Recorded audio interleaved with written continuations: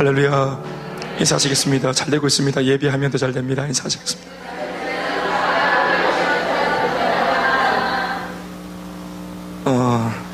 집사람하고 우리 가족들은 휴가를 받으면 이제 국도 여행을 하는 걸 참 즐깁니다. 우리나라에도 국도가 참 예쁜 도로가 참 많아요.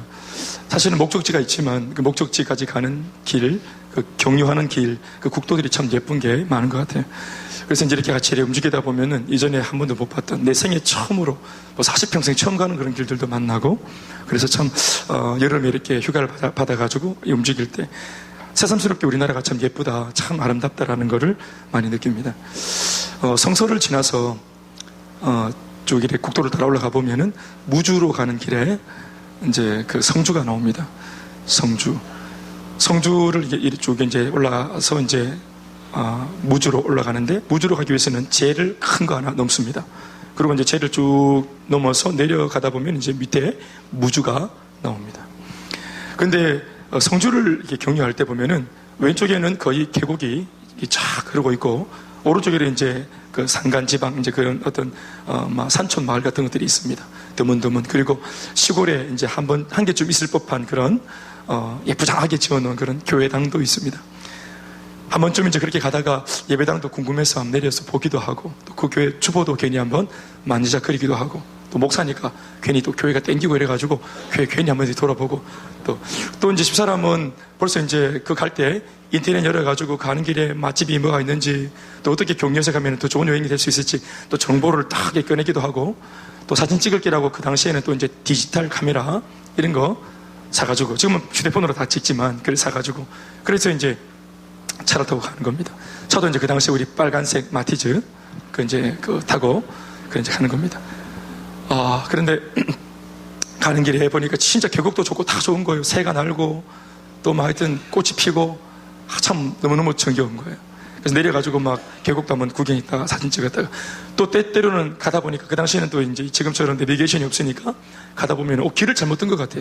그때는 이제 이 지도를 사가지고 문방구에서 지도를 펴놓고 이렇게 이제 손가락 짚어가면서 몇 번 국도고 어디로 샜나 이러고 이제 보면서 가는데, 그것도 참 한편에 정겨운 그런 모습이었습니다. 그러니까 집사람이 불안해서 못 자고 길 틀릴까 싶어가지고 계속 지도 펴가지고 이렇게 이제 완전 아날로그 그 내비게이션 이제 이 멘트를 해주셨어. 하여튼 그러고 이제 막 가는데, 길을 틀려도 어차피 휴가를 떠난 길이기 때문에 상관없다. 나중에 보니까 안에는 상관이 있었더라고요. 그래서 길도 제대로 못 찾고 이런 마음이 있었던 모양인데, 저는 이제 제 성격 자체가 길 틀리면 틀린 대로, 꼭 그 목적지 가야 되나, 여행인데 이 자체가 여행이지, 이렇게 가다가 쟤를 못 넘으면은 그냥 아무 때나 차 세워놓고 자고 이런 게 그런 사고 방식이라. 그래 이제 요요 부리고 이제 이렇게 했단 말이에요. 모르는 길 가면은 몰라서 또 모르는 길을 들어왔기 때문에 보여지는 또 풍경이 있고, 또 이게 길을 안 들렸으면은 이런 경관을 봤겠나, 이렇게 말을 하면서 그렇게 이제 했습니다. 근데 죄를 딱 넘어가 무주에 딱 내려가, 우리가 거기 간 이유는 뭐냐 하면은 금강에서 래프팅을 하려고 간 겁니다. 금강 래프팅. 집사람이 진짜 나 래프팅 한 번도 안 해봤다는 거예요, 태어나서. 그래서 이제 래프팅이라는 걸 좀 해보고 싶다. 사실 저도 해본 적이 없습니다, 래프팅은. 이렇게 강에서. 근데 이제 강에서 래프팅을 하는데, 우리 왜 영월 이런 데 보면은 동강 이런 데는 이 강 물줄기를 따라서 이제 이 시큰 보트가 막 뒤집어치기도 하고 막 이래 하잖아요. 그렇죠? 뭔가 좀 이렇게 살벌하고 이런 게 있잖아요. 생동감이 있고 역동성이 있고. 그런데 금강은 조용합니다. 금강은 조용한 거예요. 근데 소문을 듣고 갔지만 그래도 이제 경험 삼아 이제 갔는데, 이게 죄를 넘어서 내려갔는데 비가 내리기 시작하는 거예요. 비가 내리는데 빗방울이 점점 굵어지고, 나중에는 이게 앞이 안 보일 정도로 막 쏟아지는데, 이게 소나기가 아니다 이런 느낌이 들어요. 둘이 천지 일기예보 이런 거 안 보니까 혹시나 싶어서 이렇게 딱 알아봤더니 태풍이 왔다는 거예요. 그 해가 몇 년도인지 모르겠지만 그때가 우리 겸비가 아주 가난하길 때인데 태풍이 왔습니다. 단비는 안 태어났고. 그래서 태풍이 왔는데 앞이 안 보일 정도로 비가 막 쏟아지는데, 나는 이제 걱정이 래프팅 하겠나 하고 있는데, 집사람은 하기로 이미 결정했습니다.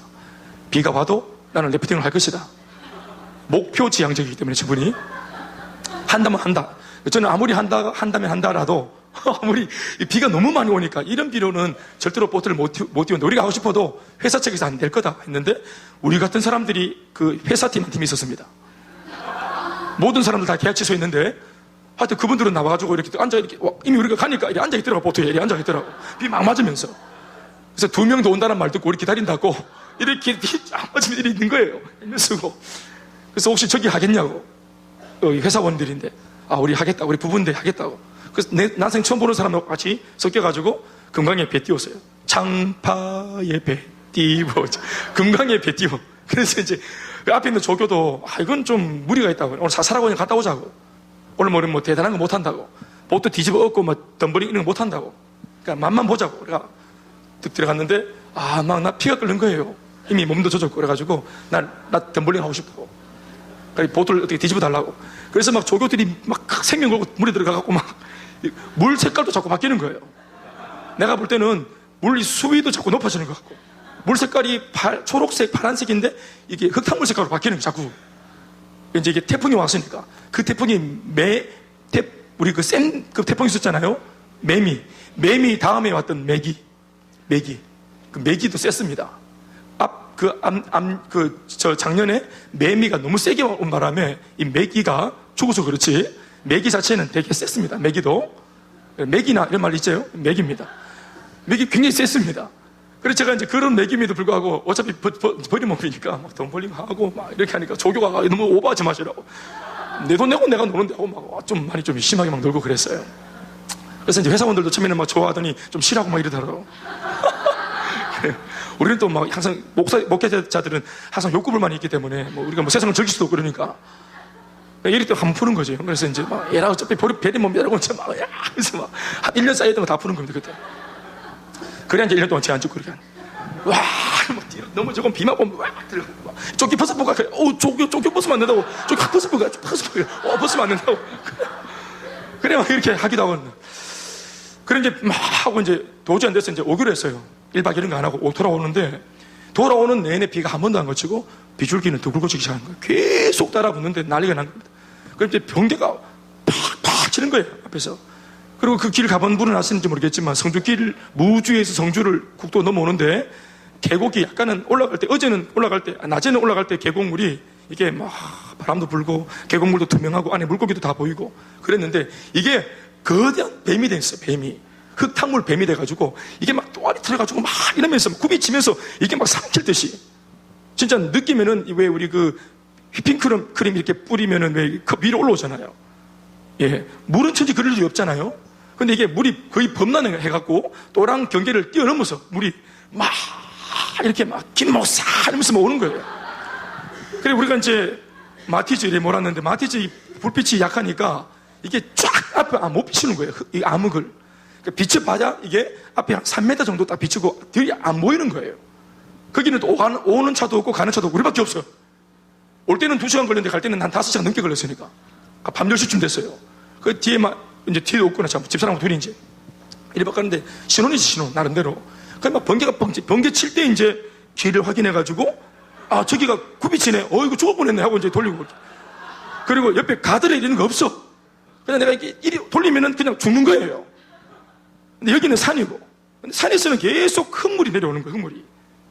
흙이 막 내려오는 거예요. 그리고 내려오고 돌멩이 이런 게 막 떨어져가 있고, 나무가 넘어져가 있고 그런 거예요. 영화가 아니고 진짜로.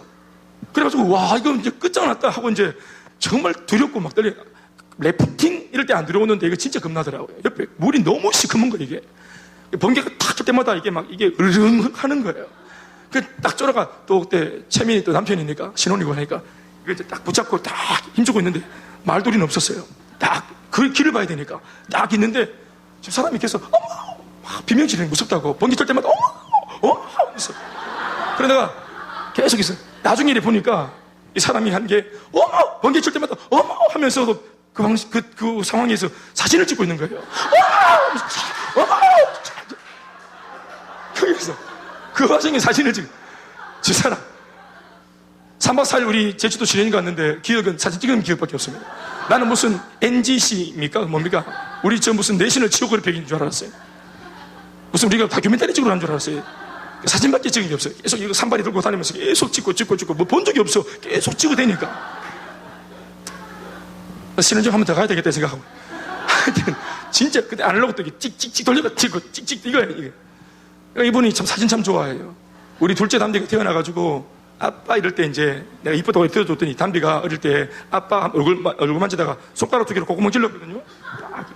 그래서 제가 쌍꺼풀이가 빵 터졌어요. 내가 으악 이러는 거 있고 피 보고 있는 또 큰애는 놀래가지고 울고 으악 울고 이러고 있는데 저 사람이 왜 그래요? 코피 터졌다 이러니까 막 뛰어오더니 사진 막 찍는 거예요. 그거를.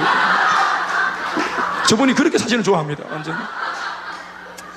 그래 뭐 지금 막 이거 운전하는 나는 이미 죽었다, 우리 죽었다 이 생각하고 있는데 와 이건 좀 죽겠다 싶은데 사진을 계속 찍으면서 어머 와우 이러면서 막 사진. 게다가 이 서산가상으로 차가 섣불었어요. 이게 빨간색 마티즈 섣불었어요. 오르막길 올라가다가 섣불었어. 그래가지고 막 차를 시카가 다시 이게 해가지고 다시 달래가지고 다시 가고 이래가지고 한참을 걸렸네요. 여러분 정말 저 죽을 뻔했습니다. 이런 황당하고 무서운 경험을 겪고 나서 깨닫는 게 뭐냐 하면 우리의 인생이 이와 같구나. 이거 그냥 하나님 말씀을 들려줘도 나 깨달을 건데 무슨 그렇게 엄청난 사건을 통해서 주님이 이렇게 깨달음을 주시는가 생각을 했어요. 나 그냥 잘 깨달을 수 있는데 나 이렇게 안 해도 잘 깨달을 수 있는데 뭐 이렇게까지 하시나. 엄청난 큐티였어요. 생명 걸고 큐티했대 그때. 인생에는 맑은 날만 있을 수 없다는 거죠. 굳은 날이 있고 비가 오고 창수가 나고 바람이 부는 날도 있는 겁니다. 맑을 때는 괜찮습니다. 그런데 굳은 날, 문제가 생기는 날, 혼란이 예기치 않고 찾아온 날, 그때는 우리가 어떻게 해야 될까요? 이때 필요한 것이 바로 이정표입니다. 길을 알 수가 없을 때, 칠흑같이 어두운 암흑이 찾아오고 겨우 이거 자동차 불빛을 비춰도 길이 안 보이고 겨우 번쩍거리는 이런 번개불에다가 이게 길을 비춰가지고 가는 이런 정도의 인생이 되어진다 그러면 진짜 고달픈 인생이 되고 제 경험상으로는 공포가 극에 달합니다. 정말 겁납니다.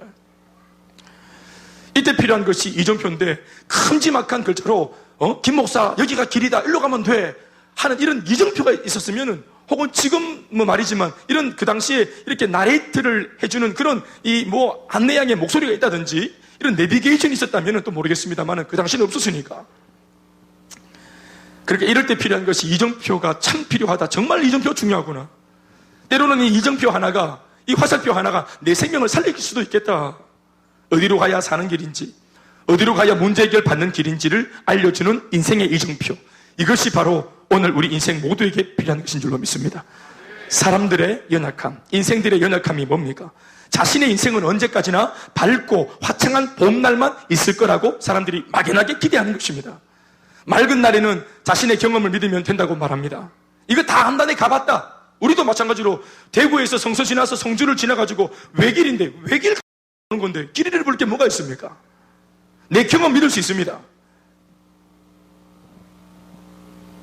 맑은 날씨에는 가시거리만 확보되어지면 얼마든지 내 눈으로 확인하면서 갈 수 있는 겁니다. 이런 날에는 이정표 필요 없는 것만 같습니다. 내 경험이라고 하는 먼저 나의 삶에 역사하기 때문입니다. 먼저 내가 가지고 있는 경험들이 내 삶에 역사하기 때문입니다. 사람에게 묻지도 않습니다. 틀리면 다시 돌아가면 되기 때문입니다. 그런데 인생에는 진짜 다시 돌아간다고 하는 것을 보장할 수 없습니다. 다시가 있습니까? 정말로 인생에 다시가 무한 반복된다고 정말 기대하십니까? 때로는 다시가 없을 때도 있습니다. 그런데 어느 순간부터 이 다시가 없는지 모르기 때문에 인생을 보장할 수 없는 것입니다. 인생은 그렇게 호락호락하지 않고 만만하지가 않습니다. 예기치 않은 질병으로 날벼락을 맞을 때가 있습니다. 때로는 믿었던 남편에게 배신당할 때도 있고 그래서 결혼이 잘못됐구나 뒤늦게 깨달을 때도 있습니다. 남편이나 부인을 잘못 만나서 정말 결혼 생활 내내 이것이 오래 끝나지 않는 장마 시절과 같은 시절을 보낸다고 말하는 사람도 있습니다. 교통사고 같은 예를 들어보면 이런 사실들이 확인하게 드러납니다. 사고를 입은 피해자들이 병석에 누워서 하나같이 하는 말이 뭔 줄 아십니까? TV에서 사고, 교통사고 이렇게 말하는데 세상에 그 교통사고가 나의 이야기가 될 줄은 몰랐다는 겁니다. 내게도 그런 일이 생기리라고는 내가 전혀 생각하지 못했다는 것입니다. 어제까지 TV에 앉아서 남의 뉴스로 보던 사건, 사고 이야기가 다음날 아침 내 이야기가 사건이 되어서 다른 사람들이 자기 집에서 내 이야기를 뉴스거리로 보지 말라는 법이 없는 겁니다. 저는 아까도 말씀드렸던 이 수년 전 여름 엄청난 피해를 입고 사라졌던 그런 태풍 매기 말고 매미의 피해를 직접 경험해 본 적이 있습니다. 수마가 핥히고 간 상처로 온 집이 물에 잠겼다가 붕괴 직전까지 갔었던 집을 돕기 위해 자원봉사로 갔던 일이 있었습니다. 그 동네가 저기 저 하양 쪽에 있는 그 동네인데 하양 쪽에 그 강이 하나 흐르는데 그 강 전체가 범람해가지고 그 강변에 있던 집이 다 물에 잠긴 겁니다. 그 중에 한 집을 간 겁니다. 할머니와 외손자 둘이 사는 집이었는데 그때는 집의 상태로 보아 피해가 컸겠다고 느끼긴 했어도 그 할머니와 손자가 겪었을 공포에 대해서는 이해하지 못했습니다. 얼마나 무서웠을까? 얼마나 두려웠을까? 차오르는 물 때문에 편해도 안 되고, 그러니까 얼마나 차오르는 속도가 빠른지. 그런데 매미보다 강도는 약했던 그 다음 해에 있었던 매기를 저는 실제로 아까 말했던 것처럼 경험하고 나서야 생전 처음 정말로 공포를 느낀 겁니다. 태풍 정말로 겁나는 것입니다. TV를 볼 때, 야, 바람 더 세게 안 부나? 저것밖에 안 더 세게 할지 모르겠지만, 이거 정말 무서운 겁니다. 분명히 전날에 한번 지나갔던 길인데, 그런데도 전날의 경험이 아무짝에도 쓸모가 없는 거예요. 경험이 쓸모없는 거예요, 경험이. 그 전날에는 휘파람을 불면서 갔습니다. 선글라스 끼고 멋부리면서 갔습니다. 주위 경관을 둘러볼 여유도 있었습니다. 물론 이정표도 그다지 문제되지 않았습니다. 안 보고 막 갔습니다. 오히려 일부러 예쁜 길로 가려고 돌아서 가기도 했습니다. 모르는 길 들어가도 괜찮았습니다. 그런데 문제를 만나니까 아무 생각도 안 나는 겁니다. 경험도 노하우도 다 필요 없습니다. 물에 빠진 사람이 수영을 못해서 빠져주는 게 아니라 당황해서 죽는 겁니다. 수영법을 알아도 배워도 이 순간적으로 사람이 물 먹고 당황하면은 이게 모든 기억들, 경험들, 때로는 내 몸에 훈련되어서 뼛속까지 어떤 그런 이 훈련받았던 것들이 체득되지 않은 다음에서는 머릿속에 넣어놓은 훈련했던 내용들은 기억나지 않는 겁니다. 사랑하는 여러분, 이것이 바로 저와 여러분들의 인생의 고민이 아닙니까? 물에 빠진 사람이 수영을 못해 주는 게 아니라고 했죠? 결혼을 했어요. 학교를 갔어요. 직장을 갔어요.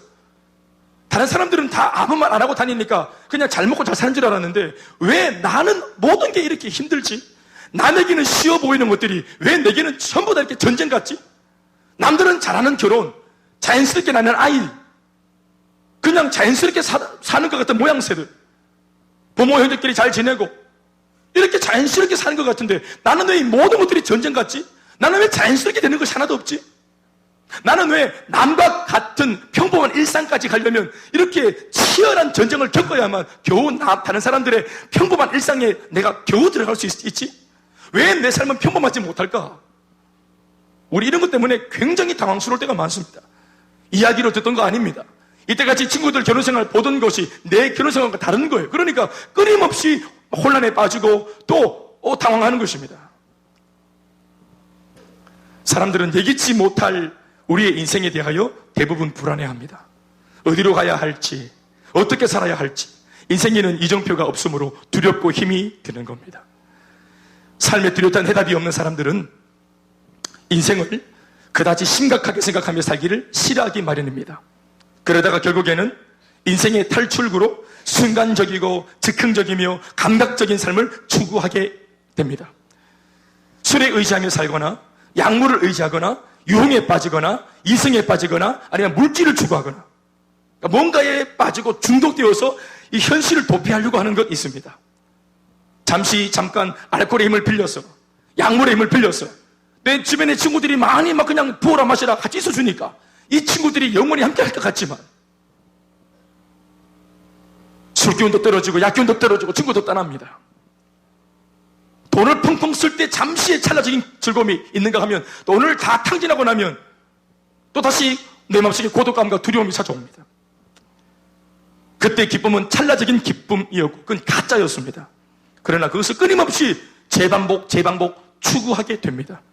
그러다가 결국은 인생이 완전히 꼬이게 되기도 합니다. 이것은 신앙생활에서도 마찬가지입니다. 어떤 분들은 교회에서 신앙생활을 할 때도 매우 순간적인 신앙생활, 아주 찰나적이고 즉흥적이며 감각적인 신앙을 추구하는 사람들도 많이 있습니다. 이런 신앙을 희록봉 신앙이라고 말합니다. 주일날 한번 딱 예배를 쫙 받고 그럼 오늘 딱 알딸딸하다 약기운 딱 빌려가지고 세상 나가서 그 약기운으로 또 현실 도피해서 막 사는데 겉으로 볼 때는 신앙의 사람 같아 보이지만 그렇지 않습니다. 좀 더 자극적인 것, 좀 더 자극적인 말씀, 좀 더 자극적인 교회 안에서의 퍼포먼스. 그래서 뭔가 교회가 나한테 좀 많은 것들로 자극을 주면 오늘 은혜 받았다 이런 식으로 표현합니다. 은혜 받았다는 표현은 내가 뭔가 가지게 되었다, 말씀을 통해서 뭔가 좀 풍성해졌다, 가지게 되었다로 은혜 받았다고 말하는 게 아니라 말씀을 들으면서 내 안에 있는 죄가 드러나고 내 안에 교만함이 드러나고 내 안에 부족함이 드러나서 그것들이 깨어지고 부수어지고 내가 죄인인 것을 한 번 더 발견하게 되어질 때 우리는 은혜를 받았다고 말하는 것입니다. 아주 오랫동안 예배를 잊어먹고 삽니다. 그러다가 주님이 필요하다고 하면서 다시 돌아옵니다. 그러나 정작 자신의 삶의 주인은 언제나 자신입니다. 헌신할 줄 모릅니다. 교회를 위해서 땀 흘릴 줄 모릅니다. 이타적인 삶이라는 건 모릅니다. 봉사한다, 사역한다, 이런 삶과는 아무런 상관이 없는 소위 종교생활을 합니다. 오직 순간적인 은혜로 온 생애를 우려먹고 살려고 합니다. 오늘은 오늘의 말씀이 필요하고 오늘의 은혜가 필요한데 이 사람은 추억하는 신앙으로 살려고 합니다. 옛날에는 안 그랬지, 내가 옛날에는 안 그랬는데, 내가 주일학교 때는 안 그랬는데, 끊임없이 하는 말이 과거 지향적인 이야기를 합니다. 옛날에 안 그랬다는 거예요. 여러분, 신앙은 옛날 게 아니라 오늘 살아있는 신앙이어야 합니다. 말씀은 매 순간순간 우리에게 필요한 겁니다. 오늘 그 말씀 듣고 오늘 이 말씀으로 살아야 합니다. 그러나 인격적인 승복이 없이 언제나 자신의 필요에 의해서만 주님을 찾는, 또 주님이 존재하는 사람, 그 사람은 히로뽕 신자입니다. 그 약효가 다 될 때까지는 절대로 하나님께 엎드리거나 교회에 나오는 법이 없습니다. 그래서 정말 인생에 정말 굉장한 문제를 부닥쳐서 만날 때, 야, 이거는 내 힘으로 안 되는구나, 내 잔머리로 안 되는구나, 이렇게 말할 만큼의 큰 문제를 닥칠 때 그제서야 정말로 신앙의 가치를 알게 되죠. 그런데 그때는 너무 늦는 거예요. 이런 분들의 특징이 뭔가 하면, 신앙을 가져도 예수를 믿어도 눈에 보이고 느껴지는 감각적인 표적을 구하고 산다는 것입니다. 표적 정말 좋아합니다. 오늘 본문 29절에 있는 말씀을 읽어보시면 예수님이 그 세대 사람들한테 했던 말씀입니다. 그 세대 사람이라는 것은 그 당시 살아있는 신앙이 아니라 아주 그냥 종교적인 생활에 젖어 있었던 사람, 심지어는 예수님이 와도 예수님의 가치를 알아먹지 못하는 사람, 아니 예수님이 어떤 좋은 하늘의 말씀을 들려줘도 좀채 그 말씀으로 자기에게 적용시킬 줄을 몰라 했던 사람들, 끊임없이 예수님을 평가하고 재단하고 간을 보려고 했던 사람들, 얼마나 오만방자하고 또 무지한 사람인지 모르는데 중요한 것은 자기는 그런지 모르는 거예요. 그러니까 이러한 세대 사람들을 놓고 예수님께서 이렇게 말씀하셨습니다. 29절 다 같이 시작. 무리가 모였을 때 예수께서 말씀하시되 이 세대는 악한 세대라 표적을 구하되 요나의 표적밖에는 보일 표적이 없나니. 아까도 말했지만 보십시오, 인생에 답이 없어요. 인생에 답은 없는데 인생이 너무 두려워요. 그러니까 이러한 사람일수록 아까도 말했지만 술, 세상적으로는 술, 담배, 유, 그러니까 세상적인 유흥을 즐기려고 한다. 센 거, 뭔가 내 인생에 신바람을 일으킬 만한 것. 여러분, 사람들이 왜 지하에 내려가서 막 춤을 추고 막 흥을 돋구고 또 알코올을 의지하거나 음악을 의지하거나 그러면서 막 밴드를 불러가지고 막 가라오케 막 흔들고 제끼고 막 다리 뜨고 이렇게 합니까? 그게 뭐 하는 겁니까? 흥을 돋우는 거지. 흥을 돋우. 왜 흥을 돋웁니까? 자기 속에 흥이 없는 거예요. 자기 속에 기쁨이 없는 거예요. 여러분, 기쁨이 우리 속에서 나와야 됩니다. 바깥으로부터 뭔가 만작거리면서 조작해서 기뻐지는 것이 아니라 내 속에서 기쁨이 우러나야 돼요. 그게 진짜 기쁨입니다. 그런데 장치가 필요해요. 이거 알코올을 들이켜야 되고, 그리고 또 뭐 음악을 의지해야 되고, 뭔가 막 쿵짝쿵짝 뭔가 의지해야 돼요. 나를 막 이끌어주는 그 약물이 필요해요. 더 강력한 거. 또 이것은 한 번에 어제 좋았던 그 강도보다 내일은 더 세야 돼. 그러니까 계속 강한 거. 그러니까 이런 식으로. 이게 왜 그러냐 하면은 인생에 답이 없고 인생이 즐겁지 않기 때문에 그래요. 신앙도 마찬가지입니다. 예수 믿는 게 재미가 없어요. 골병 드는 신앙생활. 안 가자니까 찝찝하고 예배당. 가면은 뭔가 내 속에 와닿는 거 없고, 와닿는 게 없거나 아니면 자기가 계속 밀어내거나 주님과 줄다리기 하거나, 그러니까 이런 상태로 계속 하나님과 대치 상태에 있는 신앙생활을 하니까 잘하지 못하는 거예요. 예수를 평생 믿었는데 기도해서 응답받았다는 게 기도응답이 없어요. 기도응답이라는 게 뭡니까? 하나님과 교제했던 경험이거든요.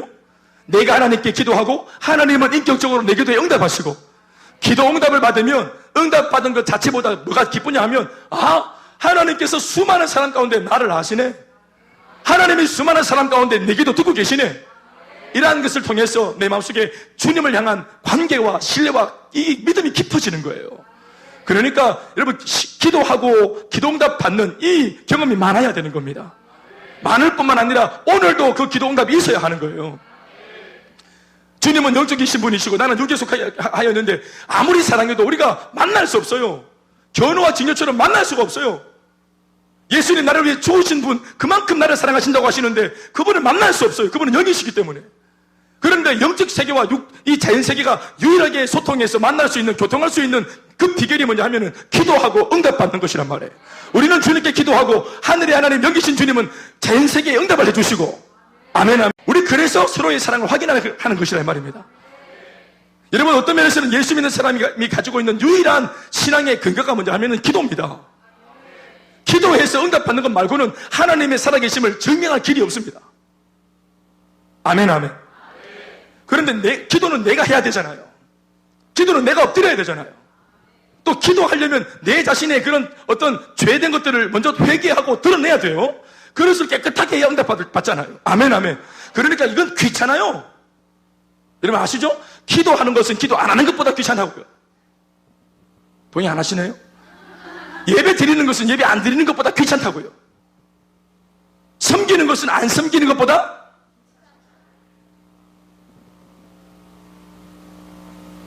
그렇잖아요? 복음을 전하는 것은 복음 안 전하는 것보다,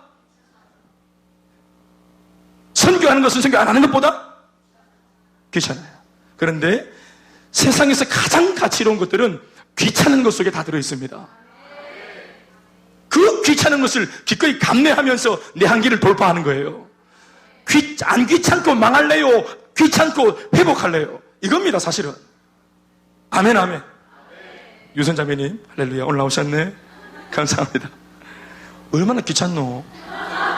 경산에서 장난이가 이게까지. 우리 동네 마실 뿐인데. 저희야 뭐 차가 있으니까 이렇게 몰고 나왔지만서도, 그렇죠?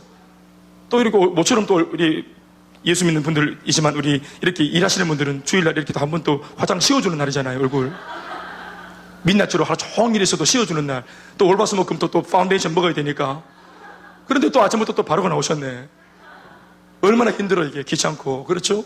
진주 목에 짜매고 나오셨는데 얼마나 귀찮노. 아름답습니다. 아름답습니다.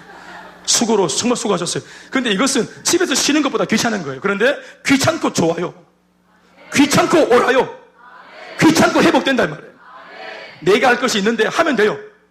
그런데 이 세대 사람들이 했던 것이 뭐냐 하면은 자기가 뭘 하지 않고, 자기들은 뭘 하지 않겠다는 거예요. 그러니까 예수님 다 보여달라는 거예요. 쇼! 지저스 쇼! 무리가 모였을 때 예수께서 말씀하시되 이 세대는 악한 세대라. 표적을 구하는 세대, 표적을 구하는 세대, 끊임없이 볼거리를 제공해달라고 말하는 보채는 이 어린아이 같은, 얼라 같은 세대, 아주 강팍한 세대. 그런 예수님 하신 말씀이 요나의 표적밖에는 내가 보일 표적이 없나니 이렇게 말했습니다. 여러분, 이제 이 말씀 풀겠습니다. 악한 세대는 언제나 표적을 구한다고 말씀하십니다. 아니, 말 바꾸면 표적을 구하는 세대는 악한 세대입니다. 히로뽕, 더 강력한 거 보면서 내가 뭔가 좀 안달달해지려고 하는 거. 신앙세계 안에서도 이들이 하는 말이 뭐냐 하면은 우리 어제까지 봉사가 눈 뜨는 거 봤다는 겁니다. 그래, 예수님 바디메오 눈을 뜨는 거 우리 봤다. 되게 놀랐는데 깜짝 놀랐다. 태어나서 한 번도 눈 못 뜬 사람이 예수님께서 딱 말씀하시니까 눈 뜨대. 이야, 어제 진짜 신기한 거 봤어. 여러분, 바디메오가 눈 뜬 걸 왜 보여주셨습니까? 네 영의 눈을 뜨라고. 네가 예수 만나 눈 좀 떠라. 눈. 네 눈 떠라. 네 눈. 그것 때문에 보여준 거예요. 근데 이들은 어제 굉장한 거 봤지. 네 어제 그거 봤나? 나 못 봤다. 아이고 참 이 사람아. 바디메오 눈자가 돌아가는 거 못 봤나? 안진뱅이가 일어나는 거 봤다는 겁니다. 문둥병자가 깨끗하게 낫는 거 봤다는 겁니다. 중풍병자가 벌떡 일어나는 거 봤다는 것입니다. 대단한 중풍병 낫고 눈먼자가 눈 뜨고 안진뱅이가 일어나고 문둥병자 회복되어지고 중풍병자 회복되어지고 모든 병자들이 다 회복되고 베네스다 그 문제 만난 사람 회복되어지고 우리 다 봤다는 거예요. 거기에서 이분이 정말로 구세주거나가 나와야 되는데 이게 없는 거예요. 회복시키시고 고치시고 변화시키시고 야 어떻게 창세리로 이런 일이 있을 수 있노? 이분은 메시아다. 이게 나와야 되는데 끊임없이 더 보여주세요. 예수님 또 눈뜨게 해주세요. 예수님 기도를 열어주세요. 끊임없이 또 다른 더 센 거. 이게 악한 세대라는 것입니다. 자신이 변화될지 모르는 거예요. 설교의 목적이 뭡니까? 설교를 하나님께서 우리를 향한 하나님의 마음을 목회자가 전해서 하나님의 말씀을 전해들은 지금 나를 하나님이 어떻게 생각하고 있는지 말씀을 통해 실시간으로 듣고, 오늘 11월 13일 주일, 2016년도 11월 13일 주일, 지금 현재 하나님께서 나를 어떻게 생각하고 있는지, 지금 내가 가려고 하는 이 길이 옳은 길인지 아니면 이것을 철회해야 될지, 내가 지금 내일 당장 행동에 옮기려고 하는 어떤 결정이 있는데 그 결정 주님이 기뻐하시는지 아니면 뒤집어야 할지, 말씀을 통해서 하나님 지금 나를 어떻게 생각하시는지를 듣는 시간이, 나를 돌아보는 시간이 말씀 듣는 시간이에요. 와, 목사님 말 빠르고 막 설교 진짜 오래 하네, 이런 거 하는 거 아니라 이 말. 내가 늘 말씀드리지만 왜 설교가 길입니까? 뭐라도 하나 걸리라고 내가 길게 한다고 합니까? 앞쪽에 쭉 주무시는 분들 뒤에 일어나서 들으시고, 앞에 빨리 은혜 받으시는 분들도 좀 숙면 취하시고, 그렇게 계속 합니다. 그렇게 계속 할 거니까. 중요한 것은 나를 어떻게 생각하느냐. 주님께서 지금 실시간, 어제가 아니라 오늘 지금 내가 지금 걸어가려고 하는 이 길 주님이 기뻐하시나? 철회해야 되나?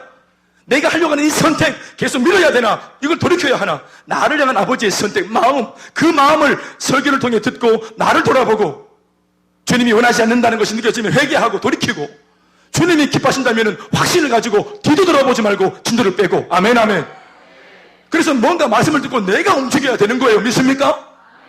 말씀드릴 때 여러분 태도는 안락 의자에 뒤로 제껴 앉아가지고 모닝커피 들고 새끼손가락 딱 들고 이래가지고 팅가 홀짝홀짝거리는 이게 쓰면 말씀 이게 아닙니다. 말씀 듣는 태도는 이게 아닙니다. 말씀 듣는 태도는 마치 뭐와 같으냐면은 우사인 볼트가 100m 가기 위해서 출발 때 딱 레디 하고 궁디를 딱 들고 뭐를 기다리고 있어요? 우사인 볼트가 방아쇠 소리 들리면 뭐 하려고요? 그거 하려고. 그래서 온 신경이 그 심판의 방아쇠 소리에, 이거 뭡니까? 방아쇠 소리, 그 방아쇠를 당기는 거기에 딱 가요. 그래서 이게 뭡니까? 이게 가라사대. 말씀이 오른쪽으로 우하라 그러면은 내가 있다가 오른쪽 듣고 있다가 오늘 11월 13일의 말씀, 나는 오른쪽으로 가기 원했는데 주님의 말씀이 좌하라 그러면 가다가도 왼쪽으로. 하나님의 말씀을 듣는 태도와 자세가 뭐냐면 순종할 준비, 행동에 옮길 준비를 마음가짐으로 하고, 어떤 말씀이 떨어져도 그렇게 행할 수 있는 마음의 준비가 되는 것이, 이것이 말씀 듣는 태도와 자세랍니다. 사랑하지 않기로 결정했습니다. 오늘 아마 예배 끝나고 나서 막 박살내야지. 내 남편 바가지 복음 1장 2절로 내고 좀 끝내줘야지. 이렇게 이렇게 잔소리 계시록 막 이렇게 막 끝내지. 이래 막 마음에 막 결정하고 있다가 예배만 끝나봐라 이러고 있는데 말씀이 용서해라, 덮어줘라. 네 남편 눈뜬 소경이다, 좀 용서해라, 이런 말씀 딱 들을 때 용서하기로 결정하는 거, 나의 태도와 자세를 바꾸는 거, 순간적으로 바로 바꾸는 거. 아멘입니까?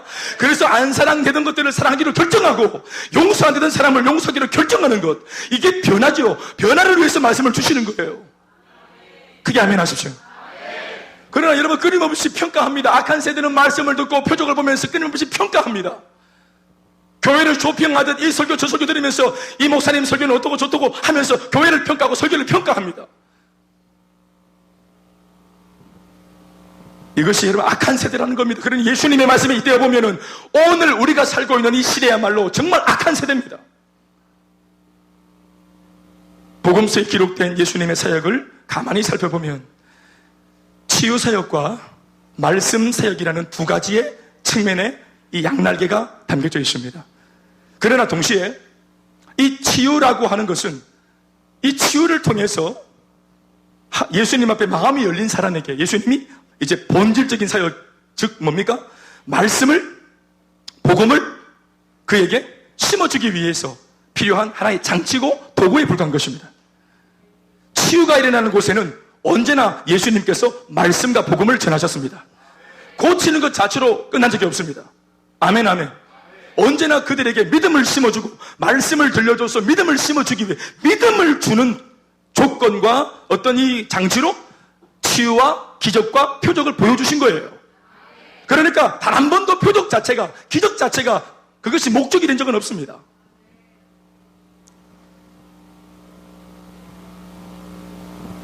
악한 세대는 이 치유의 표적 자체만을 숭배합니다. 내가 원하는 소원 성취, 내 몸이 낫는 거, 내가 입신양면하는 거, 취업하는 거, 결혼하는 거, 예수 믿는 그 깊은 자리에 발을 들이지 않고 적당히 물가에서 발 하나 딱 담궈놓고 내가 원하는 것만 딱 내가 뽑아먹고 가겠다는 것입니다. 이미 그것을, 그 태도와 자세를 주님께서 아십니다. 모를 리가 없습니다. 물가에 서성거리는 주변인인지, 아니면은 정말 지금은 비록 서성거리고 있지만 하나님께서 인도하시면 마음을 열고 더 깊은 곳까지 들어갈 수 있는 마음의 문이 열려있는 사람인지, 기적 보여주심의 목적은 복음을 듣기 위함입니다. 하나님의 말씀, 그 가르침을 듣기 위함입니다. 우리가 성장해야 되기 때문입니다.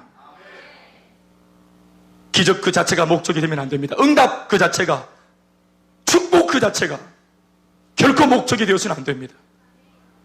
그러나 악한 세대는 오히려 이 말씀을 거부합니다. 자기가 말씀을 듣고 성장하는 거, 이거 사실 관심 없다고 말합니다. 말씀은 이제 그만 됐다는 겁니다. 말씀 말고, 복음 말고, 양육과 훈련 말고, 비전 말고, 사명 말고, 예수 말고 다른 무언가를 더 보여달라고 말합니다. 더 강력한 것. 사람들은 순간적이고 즉흥적인 것을 원합니다. 쉬운 걸 원합니다. 빠른 걸 좋아합니다. 1시간 설교? 여러분 그래봤자 우리가 월화수목금토 6일 동안 144시간 세상 속에 몸담고 있으면서 세상적인 가치관에 우리가 배우고 학습받는 그 세상적인 그 강력한 메시지를 거두어내기에 주일날, 그것도 온종일도 아니고 예배 와서 1시간 설교 듣는 이 말씀 듣는 1시간으로 막 144시간의 세상적인 가치관을 벗겨낼 수 있겠습니까? 드라마 한 번 봐도 막 1시간 20분입니다. 영화 한 편을 봐도 2시간, 3시간씩 봅니다. 여러분 그 모든 것이 세상에 주는 메시지입니다. 우리가 잘 모르지만 직장에 들어가도 어떻게 하면 돈을 번다더라, 어떻게 하면 잘릴 수 있다더라, 이 수만 너 몸 차려라, 조심해라, 너 잘해라, 이런 모든 것들이 다 이게 그 메시지인데 우리를 길들이는 메시지입니다. 세상에서 살아남는 요령, 너무 튀면 안 되고,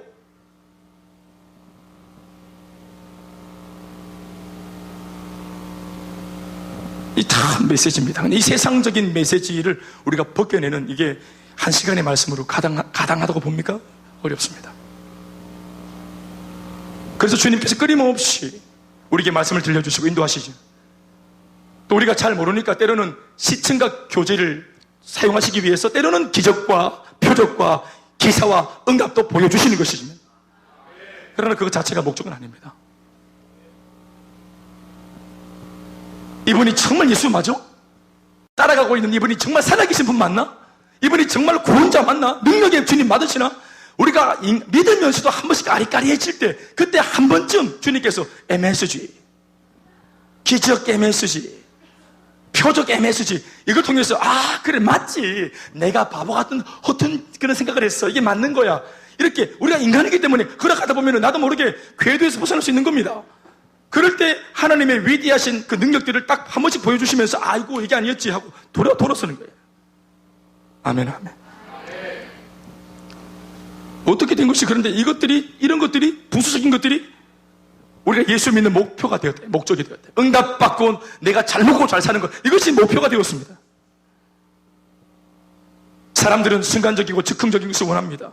말씀을 들으면서 생각할 여유가 없다는 것입니다. 그러나 그럼에도 말씀을 들어야 합니다. 그러나 그럼에도 하나님의 주시는 복음의 말씀을 들어야 합니다. 악한 세대에게 주님께서 하시는 말씀이 뭡니까? 이 세대는 악한 세대라. 표적을 구하되 요나의 표적밖에는 보일 표적이 없다 했습니다. 요나의 표적 말고는 보일 표적이 없다. 그럼 요나의 표적이 뭡니까? 구약 이야기지만 잠깐 좀 제가 정리 좀 해볼까요? 요나라는 선지자가 있었습니다. 요나 선지자 당시에 이스라엘과 가장 접경 지역에서 이스라엘을 괴롭혔던 강력한 도시국가가 하나 있었는데, 거대한 도시국가. 그 당시 그 중동 팔레스타인 전체 그 인구가 60억이었는데, 60만이었는데, 이 도시국가, 요 한 나라, 니느웨만 20만 명이 살고 있었습니다. 20만 명이. 그러니까 고대 시대의 도시치고는 굉장히 강력한 도시국가입니다. 요나 선지자 당시의 니느웨 사람들은 대부분이 살인자였고 대부분이 약탈자들이었습니다. 질이 나쁜 사람들, 민족 전체가 아주 질이 나쁜 사람들이었습니다. 그래서 하나님께서는 이 니느웨 사람들을 소돔과 고모라처럼 심판해서 쓸어버릴 계획을 사실상 가지고 계셨습니다.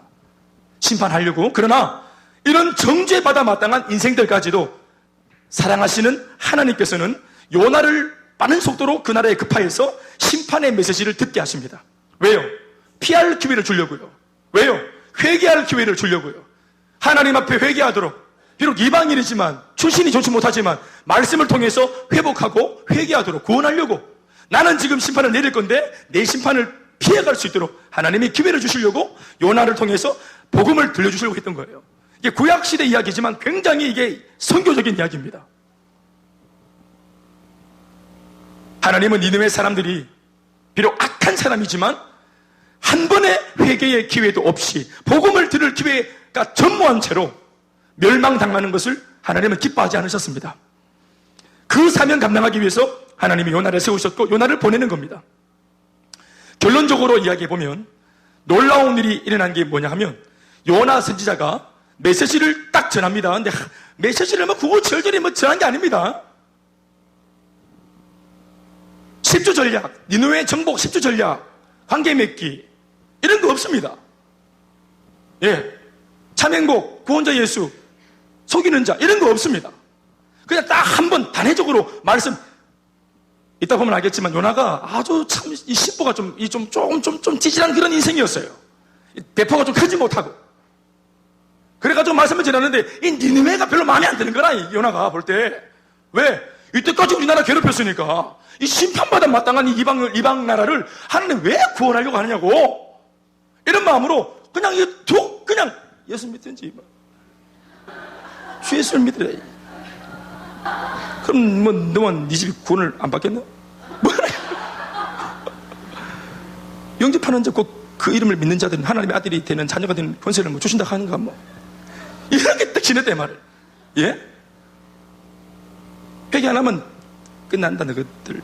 이렇게 딱 지냈는데 엄청난 일이 일어났습니다. 이 나라에. 그토록 내정하던 니느웨 약탈자들이 왕에서부터 짐승에 이르기까지, 짐승, 집에서 키우는 발발이, 금붕어, 모든 생명체 다 금식하고 전부 다 베옷을 입고 먼지 뒤집어 쓰고 다 하나님 앞에 기도하고 회개했습니다. 범국민적으로, 범민족적으로. 요나 1호, 2호, 3호 이런 것이 아니고요. 내 말 듣고 있어요? 20만 명 다 언제 만납니까? 20만 명 장난입니까? 근데 단 한 사람 요나가 20만 명 사람을 다 만나가 축호로 전도한 게 아니라 길거리 지나가면서 예수 믿으세요. 주 예수 믿으라. 이렇게 찍찍했는데 왕이 그 찍하는 소리를 듣고 뒤집어져가 난리가 났다 이 말이에요. 왕부터 저기 짐승까지. 말씀 보실래요? 요나서 3장 4절 8절 말씀 읽어보세요. 띄어들 읽어보세요. 시작.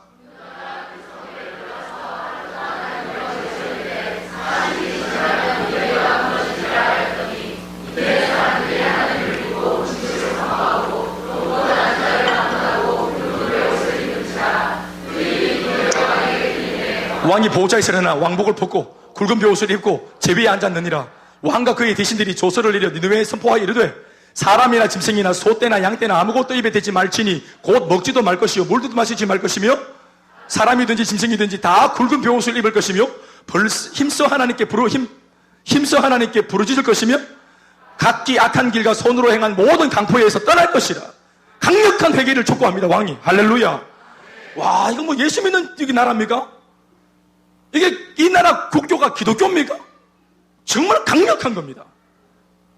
예수 전혀 안 믿던 한 나라가 쪼가리 복음 듣고는 왕부터 짐승까지 옷 입고 갈아입고 전심으로 회개했다는. 이 사건이 더 놀라운 까닭은 그 당시 이스라엘조차도 당시에 하나님의 말씀을 수종하지 않고 말씀의 귀를 딱 막고 지 마음대로 죄짓고 우상숭배가 있던 그때입니다. 하나님께서 내 아들이라고 말하는 내 아이들은, 이스라엘 백성들은 하나님 완전히 모른 채 하고 딴짓하고 범죄하고 다니는데 이 질이 안 좋은 뒷골목 사람들한테 하루 인생들한테 복음을 딱 조금 전했는데 완전 전적인 회개가 일어났다 이 말입니다. 이게 충격인 거예요. 사실은 바로 이런 결과를 우려한 나머지 이렇게 될 줄 알았어요. 누가? 요나가.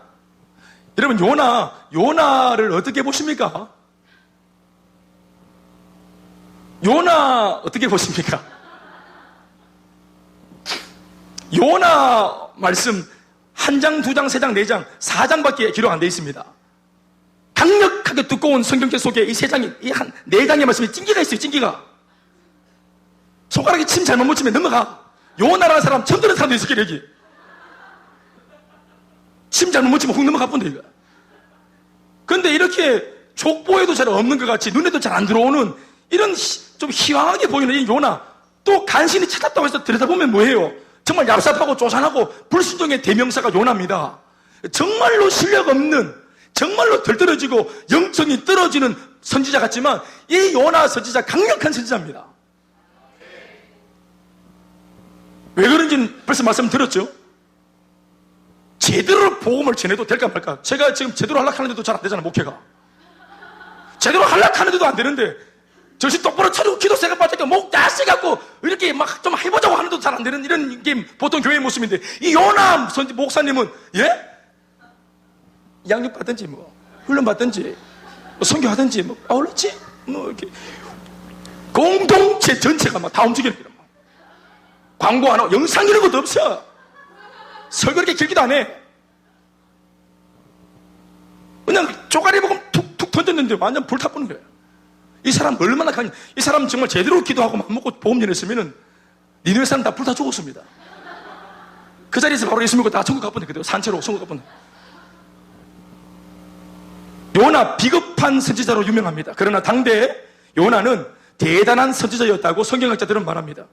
실제로도 그렇습니다. 한 번의 말씀으로 도시국가 전체가 뒤집어졌으니까. 요나는 하나님의 말씀의 능력을 누구보다도 잘 알고 있던 선지자였습니다. 말씀의 능력이 얼마나 강력한지, 복음의 능력이 얼마나 강력한지, 이 덜떨어진 인생들이라도 복음이 제대로 전해지면은 완전히 회복하고 회개하고 구원받게 된다는 사실을, 말씀의 능력을 잘 알고 있었어요, 요나가. 왜 말씀을 안 전하려고 했을까요? 말씀의 위력과 능력을 알고 있기 때문에 안전하고 싶은 거예요. 자, 요나의 실수는 뭐냐?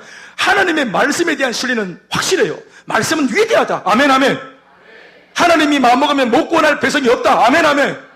이거 알고 있는 선지자인데 또 근데 뭐가 이게 걸림이 됩니까? 니느웨가 구원받는 거 싫은 거예요. 30년 나를 괴롭힌 내 남편. 먼저 예수 믿고 내가 복음을 알았는데 부인이 이거 복음 전하면 내 남편 회개하고 새로워진다는 거 알아요.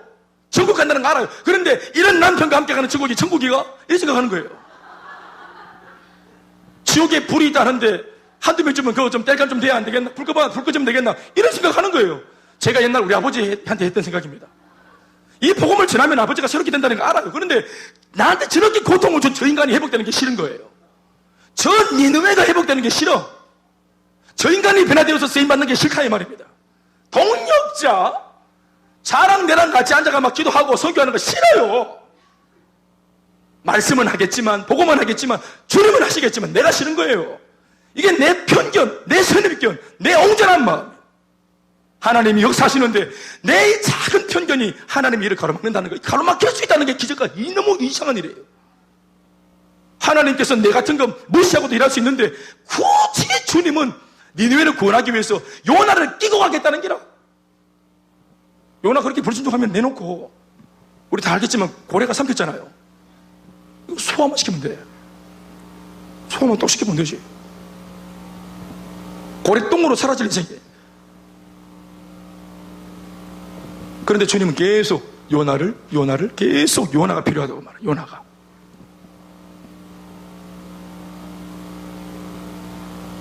요나는 니느웨가 사는 게 싫었어요. 니느웨가 은혜 받는 게 싫었어요. 억울했어요. 그래서 도망쳤어요. 그런데 하나님은 이런 요나를 풍랑에 몰아넣으시고 바다에 빠뜨리시고 물고기 뱃속에다가 딱 가다버렸죠. 성경의 기록과 같이 비린내 나는 물고기 뱃속에서 요나는 3일 동안이나 장장 갇혀 있었습니다. 그 험한 고기 뱃속 밑바닥에서 3일 만에 요나가 눈물을 쏟으면서 깨달은 것이 하나 있었습니다. 그게 뭘까요? 와, 하나님 진짜로 니느웨를 사랑하는가 보다. 장자인 나를 이렇게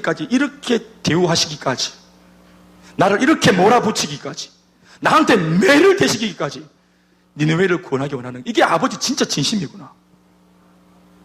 이 싸움은 내가 하나님 앞에 회개하고 순종해야 끝나겠구나. 요나가 뭘 인정합니까? 하나님이 니느웨를 사랑하는 이 하나님의 사랑, 설명할 수 없고 이해가 안 되지만 요나가 그것을 불순종하고 막 못마땅해 하다가 결국 이것을 인정하는데 오래 걸린 겁니다. 여러분 지금 만나고 있는 여러분 그 베스트, 주님이 여러분들의 응답을 보류시키면서까지 여러분들이 그 사람들을 먼저 살리길 원하는 겁니다. 우리는 내가 기도한 것이 먼저 빨리 응답되기 바라지만 우리는 정작 예수를 믿고 있는 장자고 장녀들이고 주님의 친백성임에도 불구하고 우리의 응답까지 주님이 밀어놓고는 우리가 먼저 그 사람들에게 복음을 전하기를 주님이 원하시는 겁니다. 이 불순종이 계속되어질 때 응답도 더딜 뿐만 아니라 우리의 삶에 문제가 생기는 겁니다. 요나는 말할 수 있겠죠. 하나님 왜 내 인생에 풍랑이 이렇게 합니까? 왜 내 인생에 물고기 들어오게 합니까? 내 인생 꼬이게 합니까? 주님 말씀하십니다. 요나야, 풍랑 네가 불렀다. 요나야, 물고기 네가 불렀다. 이 모든 고난, 복잡한 인생 네가 부른 거다. 네가 자초한 거다.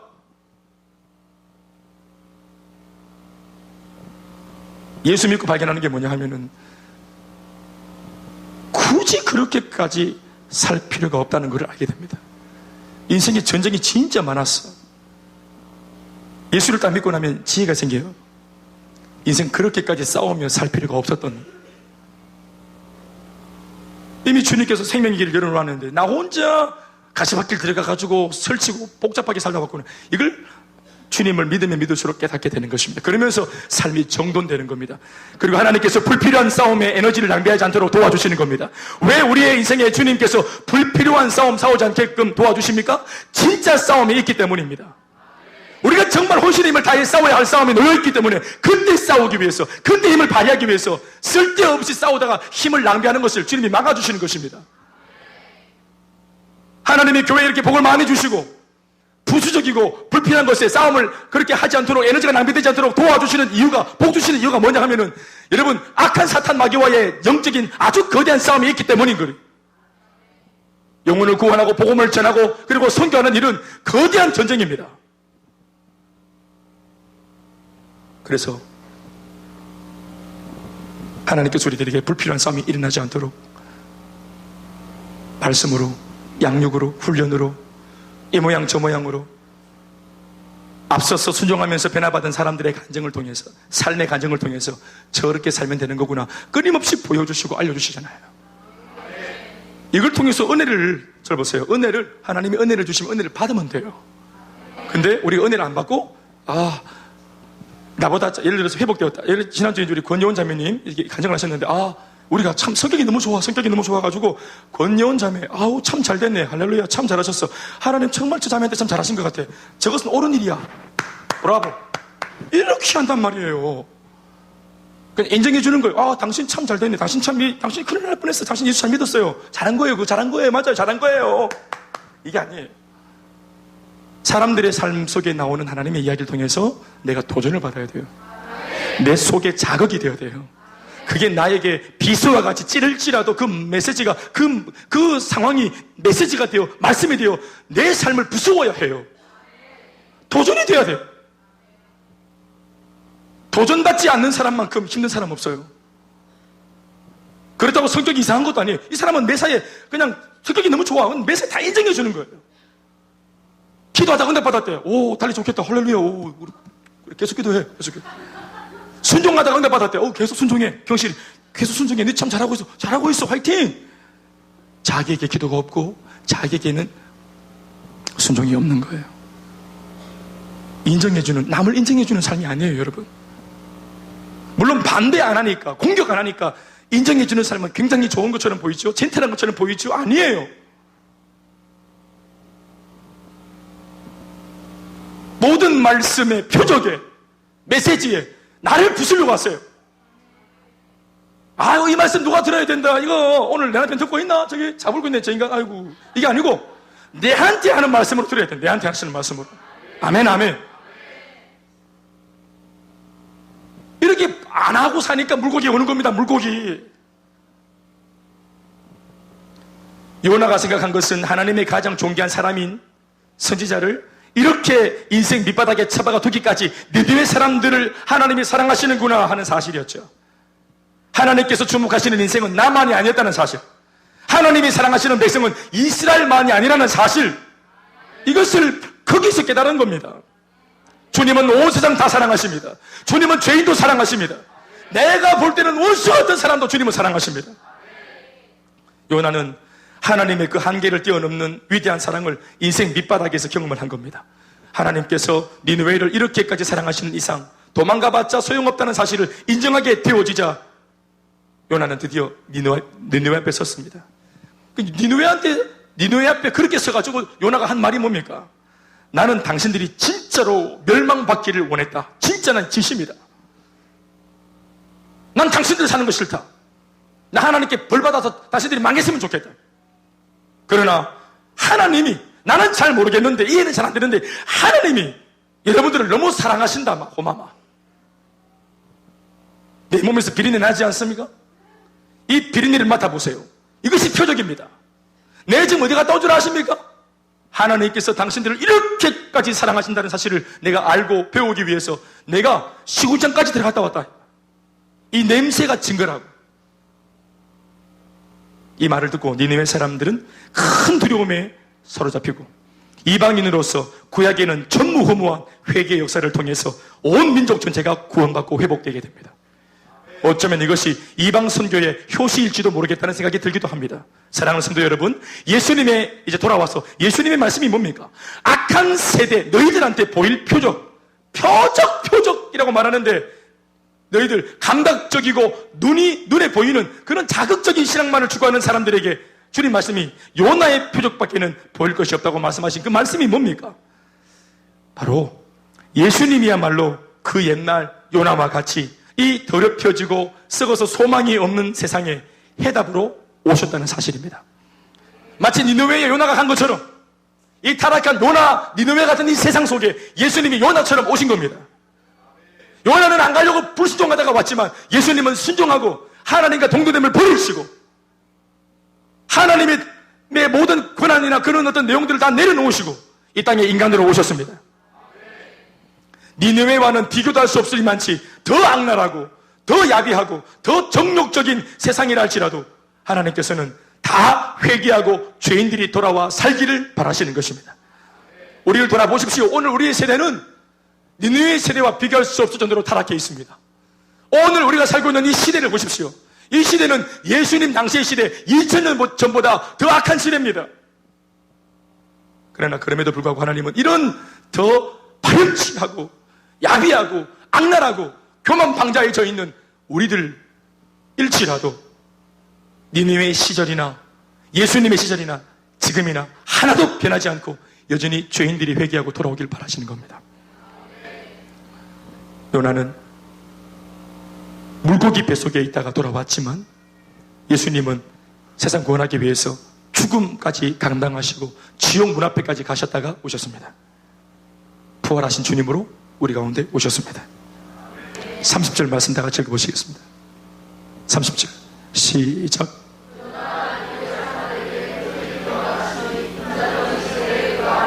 인자도 예수님도 이 세대에 그러하리라. 물고기 뱃속에 있었던 3일은 예수님의 죽음 이후의 3일을 말하는 겁니다. 부활하신 예수님이 요나가 마치 물고기 뱃속에서 나온 것처럼 사망과 죽음을 이기신 예수님이 오늘 그러니까 요나의 표적, 그 물고기 이야기는 이스라엘 사람들 다 합니다. 근데 옛날 이야기라고 생각하죠. 그런데 사실 그 이야기는 옛날 얘기가 아니라 장차 예수 그리스도께서 이러한 모양새로 우리를 구원하실 것이라고 하는 것을 예표한 것입니다.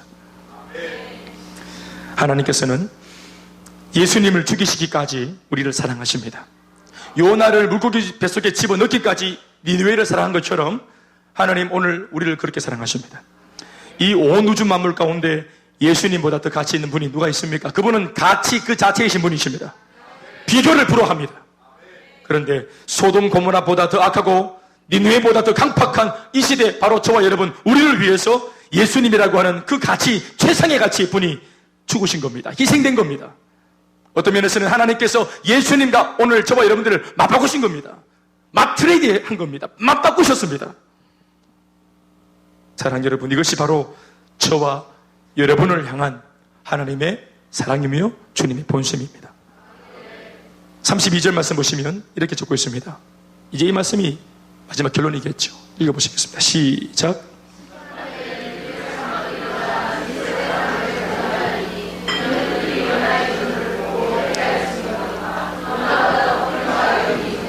이제 나중에 우리가 천국 가면은, 혹은 천국 이제 임박한 어떤 그런 그 말세의 어느 한 경점에서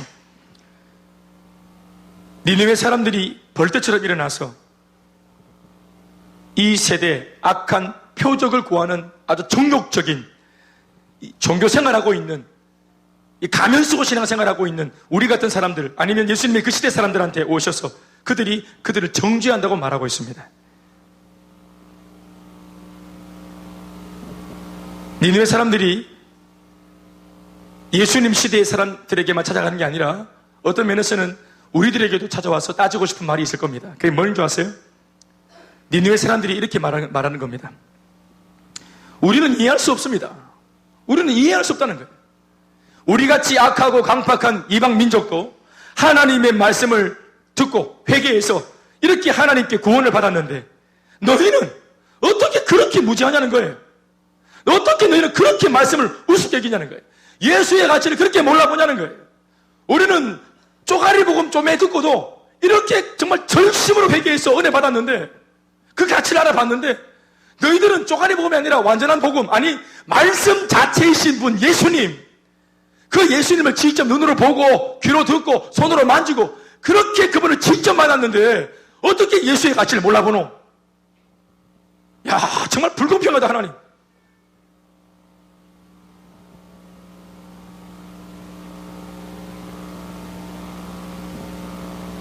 우리 때는 상황이 열악해서 요나가 전해주는 쪽지 복음 한 소절 정도밖에 못 듣고도 하나님 앞에서 회개했는데 너희는 요나와 비교할 수도 없는 복음 자체이신 예수님을 직접 보고 들으면서 어찌 그런 식으로밖에 예수를 못 믿었노? 이것은 요나까지 갈 것도 없습니다. 불과 한두 세대 앞선 신앙의 선배들과 비교해 봐도 오늘의 우리는 정말 은혜 받기에 지금처럼 좋은 조건도 없는 그런 시대를 살고 있습니다.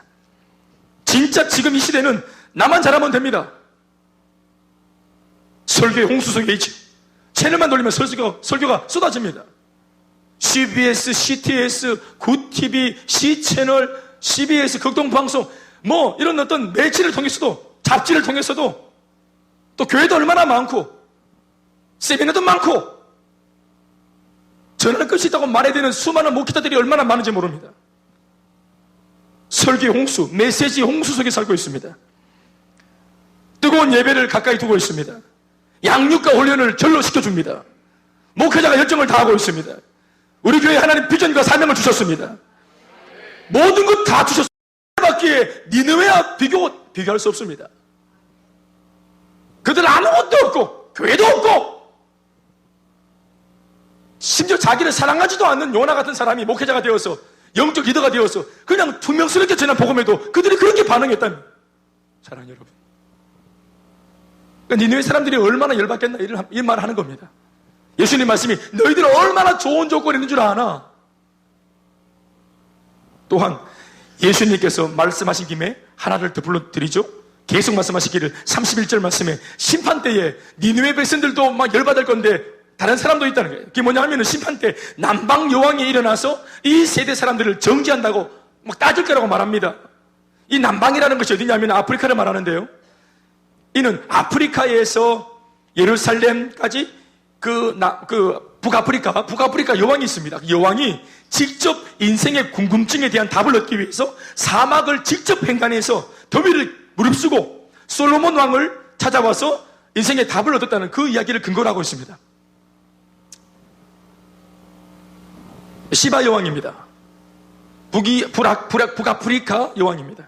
이게 실제로 솔로몬 그 이야기 속에 등장합니다.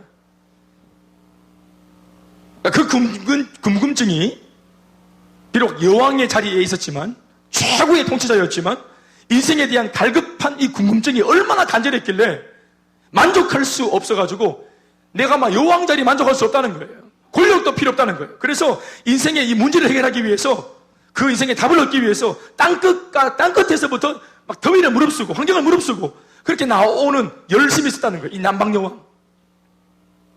그런데 오늘의 이 악하고 음란한 세대는 하나님을 알려고 하지 않는다는 겁니다. 배우려고 하지 않는다는 것입니다. 어떻게 하면 잘 먹고 잘 살까 궁리하고 있다.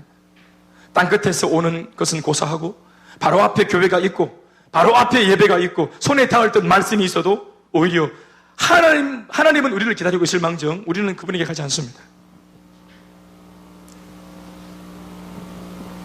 불과 솔로몬 같은 하나님의 사람에게 지혜를 구하기 위해서도 그렇게 열정을 쏟았던 남방 여왕 같은 사람도 있는데 우리는 그렇게 잘못하는 거예요. 그래서 마태복음 16장 2절에서 3절 말씀을 통해서 우리들에게 경고하고 계십니다. 이게 병행 본문입니다. 우리는 누가복음을 읽었지만 요 같은 본문 마태복음 요 말씀에는 하나가 더 붙어 있는데 결론같이 우리의 말씀은 여기서 끝나지만 마태복음을 보시면은 요 말씀 뒤에 이 말씀을 보탭니다. 마태복음 16장 2절 3절 말씀을 다 같이 읽어보시죠. 시작. 너희가 저녁에 하늘이 붉으면 날이 좋겠다 하고 아침에 하늘이 붉고 흐리면 오늘은 날이 굳겠다 하나니 너희가 날씨는 분별할 줄 알면서 시대의 표적은 분별할 수 없느냐? 4절 2절 3절 다 읽으셨습니까? 3절 읽었습니까? 그렇군요. 따라합시다. 시대의 표적은 분별할 수 없느냐? 말씀 뵙겠습니다. 사랑하는 성도 여러분, 이 시대를 향한 하나님의 마음을 분별할 수 있길 바랍니다. 하나님께서 이 시대의 표적을 여러 형태로 우리들에게 보여주고 계시기 때문에 그렇습니다. 사회를 보십시오. 세상을 보십시오. 자금의 이 나라의 상황을 들여다보십시오. 어려운 시절입니다.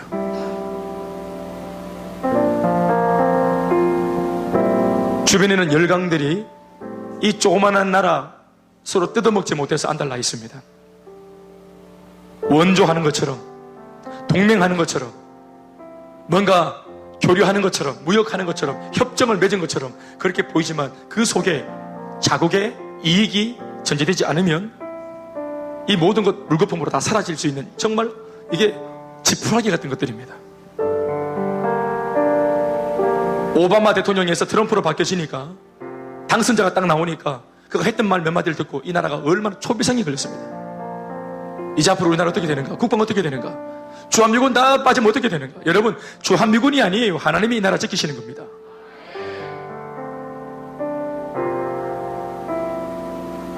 하나님께서 우리를 이런 시대에 굳이 교회를 개척하게 하시고 지금까지 존립하게 하셨음이 어떤 의도인지 이러한 표적을 통해서 생각을 해야 됩니다. 자, 천편일률적으로 예수 믿고 종교는 다 비는 거니까 내가 잘되고 잘 행복하기 위해서 막 그냥 석가모니한테 빌듯 갑바에 빌듯 뭐 마음에스게 빌듯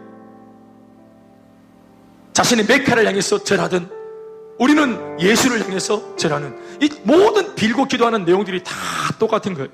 내가 잘되고자. 그런데요, 그거 제가 나쁘다고 말하고 싶진 않아요. 그런데 이렇게 예수를 굳이 우리가 이러한 시대에 살고 있으면서 예수를 믿고 있는 이게 하나님께서 잘못 오차가 있었어가지고 우리를 이 시대에 불렀을까 생각을 해보는 거예요. 그분이 알고 부르셨다 생각해요. 수많은 교회가 이미 있었는데요, 5살 배기 작은 교회를 이 마지막 시대 아주 어려운 시절에 우리 교회를 세우셨어요.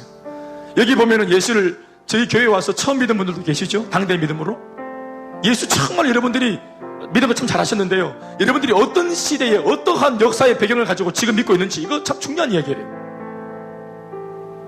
왜냐하면 하나님은 우리는 역사를 안 보지만 하나님은 역사를 보십니다. 여러분, 하나님의 위대한 관심은 이 땅에 하나님 나라가 회복되어지는 거예요. 하나님의 나라가 건설되는 것이에요. 전 세계 복음이 확장되어지는 것이에요. 니느웨처럼 많은 죄인들이 주 예수를 믿고 회복되고 사는 것이에요. 사랑하는 여러분, 미스코리아가 진선미 진이 됐어요. 모든 영광 하나님께 돌립니다. 이런 말 하는 거 들어봐요. 연예인들 대상 탔습니다. 연예인 대상 탔습니다. 하나님께 감사드립니다. 영광 돌립니다. 이렇게 말하는 거 들어봤어요. 난 오래전부터 제가 대학 시절부터 생각을 많이 했더랬어요. 이 대목이. 내가 진선미 진된 것이 하나님께 영광 되는 것이랑 무슨 상관이 있을까? 그건 그냥 내가 받은 거잖아요. 그건 내가 하나님 은혜 덕분에 이렇게 잘난 바람에 내가 주님 때문에 받은 은혜예요. 내가 받은 은혜예요. 여러분, 내가 이뻐가지고 이쁜 것들 중에서 1등 하면 주님 영광 받으시고, 내가 뭐 떨어지고 낯선하면 주님 뭐 속상해 하십니까? 오늘도 이렇게 얼굴이 좀 어려운 분들은 주님께 아픔을 드리는 분들입니까? 내가 집을 사서 주님 영광 돌립니다. 내가 집을 사면 주님 막 기뻐하시고, 내가 집 이거 탕진하고 파산하면 주님 막 아파하고 그렇게 하는 겁니까? 내가 직장을 얻으면 주님 영광 받으시고, 내가 지금 직장 없으면 주님 고통스러워 하시는 겁니까? 여러분, 하나님의 관심은 하나님 나라에 건설되어 있습니다. 열방이 주님께 돌아오는 곳에 있습니다. 좀 엄밀하게 말하면 주님의 관심이 사실 나의 관심과 많이 다르다는 것을 인정하셔야 됩니다. 나한테는 결혼하는 것이 큰일이지만, 그래서 결혼할 때 주님 감사하고 영광 돌리지만, 여러분, 내가 결혼한 것과 주님 영광 받으시는 것은 전혀 다른 문제입니다. 결혼은 내가 받은 거예요. 내가 은혜 받았고 내가 축복받은 거예요. 그렇죠? 그것 자체가 하나님께 영광 될 리가 없어요. 중요한 것은 여러분, 이 결혼이, 이 부부가, 이 가정이 새롭게 이제 은혜로 만들어졌는데, 이제 신생으로 태어난 이 새 부부가 정말 하나님께 은혜를 통해서 받은 것이, 축복받은 것이 있다고 믿겨진다면, 이것 자체가 영광이 아니라 이제부터 삶으로 이제 부부가 되어서 이 가정을 통해서 하나님이 영광 받으실 만한 새로운 일들을 창출해내야 되는 것입니다. 직장에 들어간 것 자체가 영광이 아니고요, 직장을 얻은 것은 내가 받은 거예요, 축복으로. 그러니까 직장 생활하면서 내가 주님이 기뻐하시는 하나님의 나라가 직장 가운데 세워질 수 있도록 복음을 전하고 영혼을 구원하는 일을 내가 창출해내야 되는 것입니다. 내가 진이 됐습니까? 내가 잘났다고 뽑혔습니까? 그것 자체가 영광이 되는 게 아니라 이제 미스 진이 되어서 내가 삶을 통해서, 내가 말을 통해서, 행동을 통해서 하나님의 살아계심을 다른 모든 사람들에게 전하고 살아야 되는 것입니다. 그것은 수고로운 것입니다. 수고해야 됩니다. 주님께서 나의 땀과 눈물과 헌신과 대가지불을 통해서 영광 받으시는 거예요. 그걸 착각하면 안 되는 거예요. 하나님의 관심, 여러분, 내 사업이 잘 되는 거 아닙니다. 주님의 관심은 내 사업과 관계없어요. 너무 미안한 말이지만 관심이 없으세요. 그러나 내가 하는 이 사업이 하나님 나라 건설과 내가 관계가 있다면, 내가 주님 나라 위해 살겠다고 말하면서 하는 사업이라고 고백하면, 이것이 하나님께서 기뻐하시는 관심사와 연결이 되어질 때 주님이 우리의 앞날을 축복하시고 사업을 축복하시고 우리의 경제에 복을 주시는 겁니다. 우리 가정 자체가 왜 도움을 받아야 할 이유가 뭡니까? 주님, 그러나 우리 부부가, 우리 가정이 주님 나라 위에 쓰임받겠습니다 하는 그 고백이 선할 때, 주님 관심과 연결되어질 때 주님이 우리 가정에 복을 주시는 것입니다. 주님은 정말 한결같이 하나님 나라의 회복에 관심이 있는 겁니다. 젊은 여러분들 직장을 구할 때 하나님의 영광을 돌리겠다는, 이게 너무 교과서 같은 이야기지만 그것을 고집해서 고백을 하셔야 됩니다. 그리고 직장에서 취업해서 복을 받으면 정말 그 직장 속에서 주님 나라 위에 살아야 합니다. 그게 영광을 돌리는 포인트입니다. 표적을 구하지 맙시다. 그 따라오는 겁니다. 주님께서 원하시면 얼마든지 줄 수 있는 겁니다. 주님께는 지혜도 무궁하시고, 주님께는 부도 무궁하시고, 주님께는 영광도 무궁하시고, 주님께는 축복도 무궁하시니, 그것을 틀어치고 앉아가지고 여러분 우리에게 안 주고 안 달라게 하실 이유가 없어요. 우리만 정신 차리고 정말 주님께 부합한 삶을 살고자 마음먹으면 주님께서 금도 내 것이요 은도 내 것이요 세상 만사 모든 것이 내 것이라 말씀하시는 주님께서 원하시면 주시는 겁니다. 사랑하는 여러분, 우리가 이 부분에 있어서 정말로 쇼하지 말았으면 좋겠습니다. 신앙이 이러한 부분에서 정말 우리 진지했으면 좋겠습니다. 그래서 정말 우리가 정말로 복을 받고 우리 다음 세대가 정말 복을 받아서, 이 교회, 우리 교회, 이곳이 산자의 땅이구나, 이렇게 되는 땅이구나, 하나님의 사명이 흐르는 곳, 하나님의 생명력이 흐르는 곳, 누구든지 이 교회를 접하면 개인도 가정도 부부도 자녀도 회복되어지는 곳, 생명수가 흐르는 곳, 우리가 몸담는 교회가 그런 교회가 되었으면 참 좋겠습니다. 그게 우리 모두가 쓰임받길 바랍니다. 수익거리를 찾거나 퍼포먼스를 찾는, 평가하고 재단하는 그 형꾼이 아니라 나의 예배를 드리고 역사가 일어나고 감정이 만들어지는 축복의 교회와 성도인 여러분들이 다 되시기를 예수님의 이름으로 축복합니다. 우리 하나님께